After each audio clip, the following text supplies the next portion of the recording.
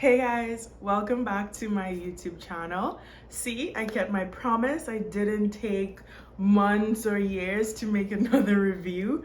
I'm back in just a few short weeks. If you're new here, welcome to my channel. My name is Brittany. I read books, review books. I try to get people to read the books that I'm reviewing. And so I'm back with another one. The book I'm going to be reviewing today is called Nickel Boys by Colson Whitehead. Funny story, someone actually recommended this book when I did my review of Harlem Shuffle, also by Colson Whitehead, a while back.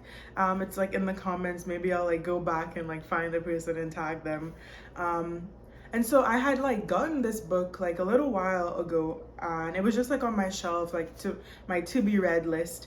And when the new school semester started, the teachers like wanted to read a book in like kind of like a book club format that was gonna help with our like diversity, equity, inclusion conversation. And then this book was one of the options. So I was like, cool, I'll pick this one from the list. And then this one was chosen.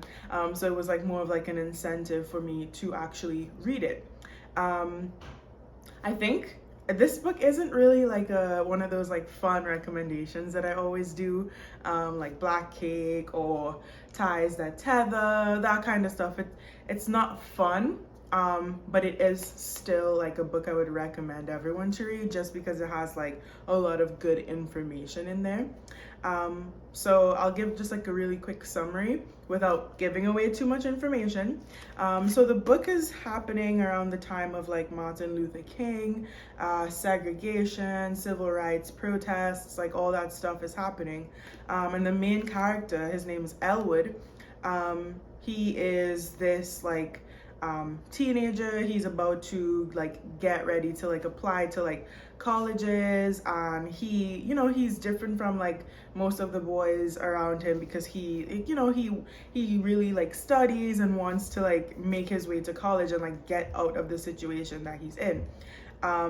So he lives with his grandmother. She, how like when you live with like an older relative, they like are really strict, like don't let me see you anywhere else, focus on your books, focus on doing the right thing. Like growing up, I guess she had seen a lot of things and had to deal with a lot of things, so she was trying to make sure that Elwood was like on the right track, and he was. And so like a little while before he was supposed to like go off to college, like he had already like saved his money, he was working this job, and he at that time hitchhiking was really like a big thing, and so he decided to hitchhike a ride with this black guy. And the black guy pulls up, he's driving this really like cool fancy car, he's wearing this suit, he's like, Elwood is impressed with him because he's like, wow, like this guy is probably like educated, like has like a good life going for himself. And so they like start talking a little bit, and then of course things go left. The police pulled him over, and it turns out that this guy had actually like stole the car that he was in. So nobody's gonna believe like, oh, you just happened to hitchhike with this guy. Like he also got in trouble. The guy got in trouble, and then Elwood got in trouble for being in the car that was stolen. And so they sent him to the school. So the name of the book is The Nickel Boys, and the school is called like Nickel or something. Or that's just like the name, right? Nickel Academy. So at the Nickel Academy, of course there's also segregation in the school. Like if the white boys go there, they're separate from where the black boys would be the brown boys. The kids, these teenage boys are severely like mistreated. They're punished into like obedience. If anything happens that's like seems like disrespect or them not following the rules or anything like that, like they're taken to like this like White House, they call it, which is very strange. Take them to the White House, and like they get like whipped crazily, then they have to go to like the hospital to recover. And if like the people who are in charge feel like it's something so disrespectful or like such big problems, they'll even like take them even further. They call it like out back, and like tie them to the trees and like whip them. And some of the boys that were at this school like actually like died because of that. So this is why I'm saying like it's not really like a fun recommendation, but it's important information, because this school and then from and like the storyline and the info that comes in this book is like based on real life events, and I'll talk about that in a little bit. So Elwood's at the school. Of course, he like gets into his first incident, altercation, whatever you want to call it, gets his first whipping, and then like we were talking, like the other teachers were talking about, when we've had like 2 meetings already about this book, and they were kind of saying like, oh, Elwood's really like naive, like he thought like he could like make a change. He thought that if he just did everything that he was supposed to do, he would like, you know, make it out.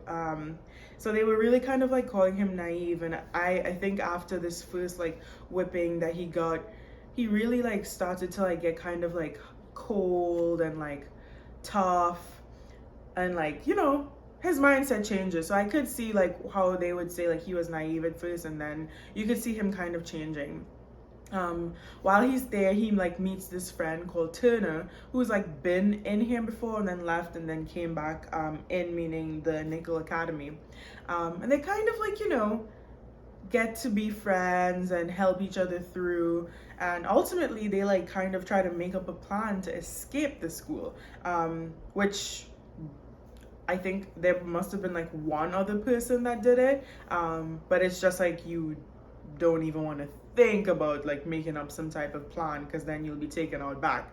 So I won't tell you like how, like if their plan succeeds, like what happens at the end of the book.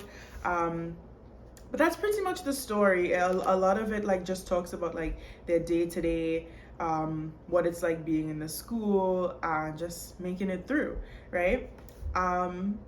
The book isn't a long read, as you can see, like standard size. And I mean, it depends on how you feel about the material covered in this book, because I kind of like read through, which is, I mean, it depends. Some people needed to like stop after certain chapters, after certain incidences, like the whipping and that kind of stuff.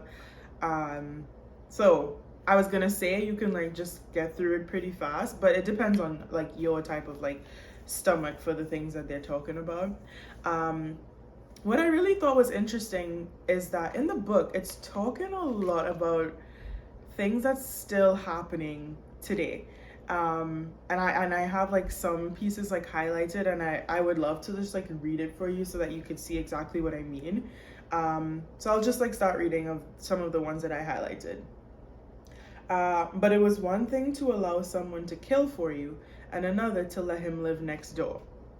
The context of that is like people, they were talking about like how Black people would get to go to the army, and they would be allowed to like kill for the country, fight for the country, but then to live in a community with them, or to sit in a restaurant with them, or to sit on a bus with them, it like wasn't allowed. And I just like, you know, those are just things I was like, interesting, because there's still like small pockets of situations happening in America where like people are being just like, I'm not even, I don't know why I just said small pockets, huge pockets of like racism and like crazy things happening. And it's like, whoa, like I could go fight for the country and I could go represent the country in this type of thing, but I can't live next to you, and you think I'm like trying to like break into somebody's house. Like, no, this is my house. This, I'm thinking of like a specific situation. I think it happened like in New Jersey or something. Anyway,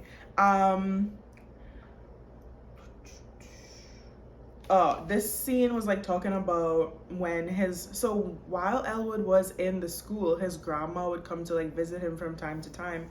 And if it was like around the time that he had been like whipped or just wasn't feeling it, he wouldn't go, just because he didn't want her to see him in that state. And it said he was as far away from her as the others in her family who'd vanished, and he was sitting right in front of her. On visiting day, he told her he was okay, but sad. It was difficult, but he was hanging in there, when all he wanted to say was, look at what they did to me. Look at what they did to me.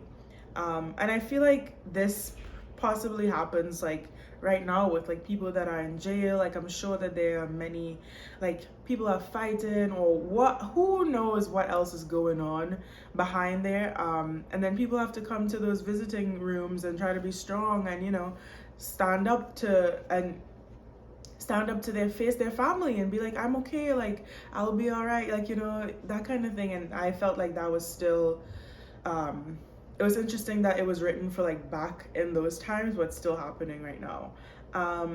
Another one says, problem was, even if you avoided trouble, trouble might reach out and snatch you anyway. And that kind of like speaks to how Elwood was trying to avoid trouble at all costs, like go to college, that kind of stuff.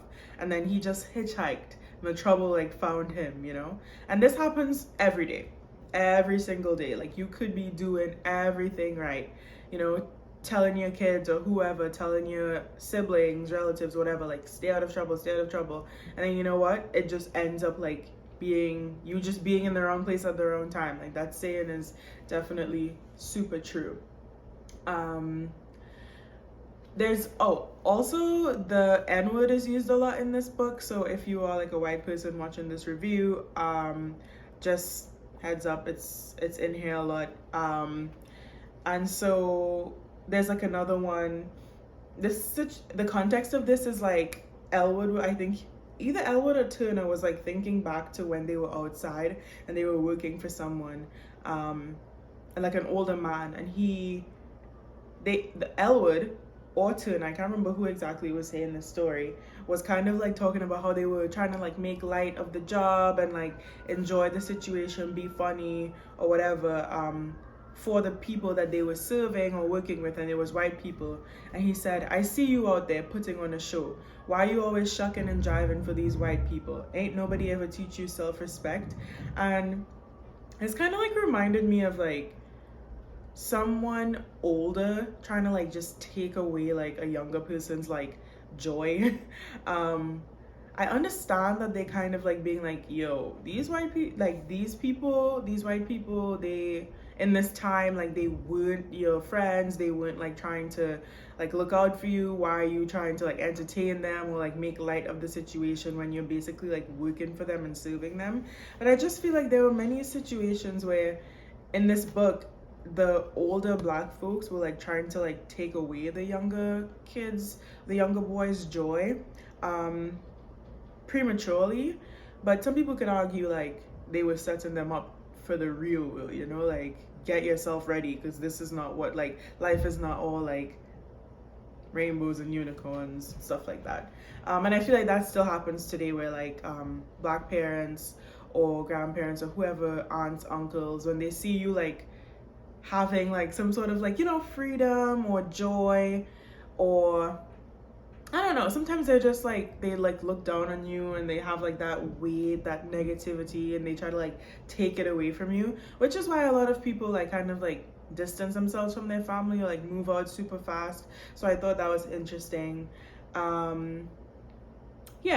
And then they talk a little bit about how like Turner got jealous when Elwood's grandmother would visit. And that's just like interesting because they were friends, you know, but like at the end of the day, they were like basically in jail, and, you know, dog eat dog, crabs in a barrel type of vibe. So yeah, I wanted to share those because I just feel like the book was really like really relatable, for me, for anyone that reads it, anyone that's black, I'm sure. The last thing I will say too is that after reading this, obviously you want to like go do research and like see what happened with this school, and the school existed up until 2011, but of course like throughout like the latter years they were doing many like people were going there and like digging up stuff and like doing research, and they found like lots of like gruesome, sad findings. Like they saw like there was like a cemetery, my bell just rang, there was like a cemetery on the premises, and like they found bodies of the boys that used to like be there, no name, no trace. So yeah, the book does give a lot of like information, and I feel like I didn't even know that this school existed. And I'm glad that I read this book because now I know about the school. I know like some of the crazy things that was going on there. And so I want to recommend the book just because I think it's good information in here that you should read. But after listening to this review, if you feel like it might not be your cup of tea, totally fine. And that's it for my review. I do have a really special book review coming. It's my book, wink wink. I'm really excited about that. So that's it for my review. Please like, comment, subscribe if you haven't already, and share this video with someone else. Keep reading, and I will see you in the next video. Bye, y'all.